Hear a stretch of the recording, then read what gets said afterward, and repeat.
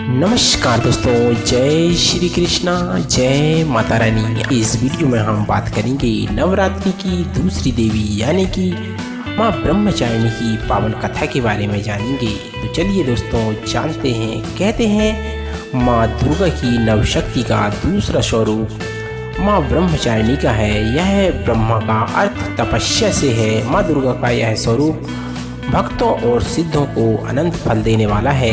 इनकी उपासना से तप, त्याग, वैराग्य, सदाचार और संयम की वृद्धि होती है। माँ ब्रह्मचारिणी का अर्थ तप की चारिणी यानी तप का आचरण करने वाली देवी का यह रूप पूर्ण ज्योतिर्मय और अनंत भव्य है। इस देवी के दाएं हाथ में जप की माला और बाएं हाथ में कमंडल धारण किए हुए हैं। पूर्व जन्म में इस देवी ने हिमालय के घर पुत्री रूप में जन्म लिया था और नारद जी के उपदेश से भगवान शंकर को पति रूप में प्राप्त करने के लिए घोर तपस्या की थी। इस कठिन तपस्या के कारण उन्हें तपचारिणी अर्थात ब्रह्मचारिणी नाम से अभिहित किया गया।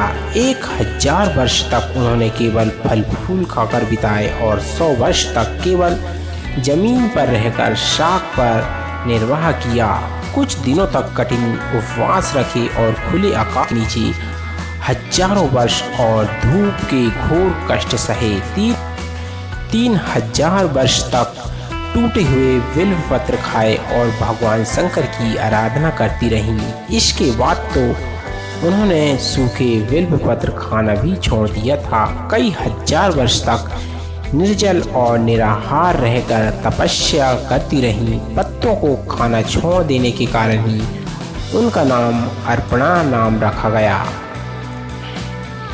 दोस्तों कठिन तपस्या के कारण देवी का यह शरीर एकदम क्षीण हो गया।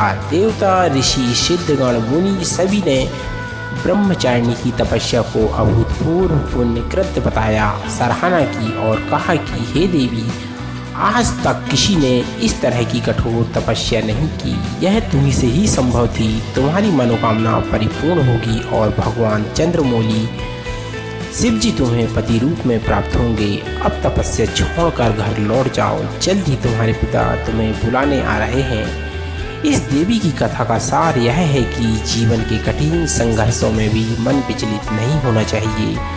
माँ ब्रह्मचारिणी देवी की कृपा से सर्वसिद्धि प्राप्त होती है। दुर्गा पूजा के दूसरे दिन देवी की इसी रूप की उपासना की जाती है। हम इन बातों को अब यहीं पर विराम देते हुए इस वीडियो से लेते हैं विदा। जय माता रानी।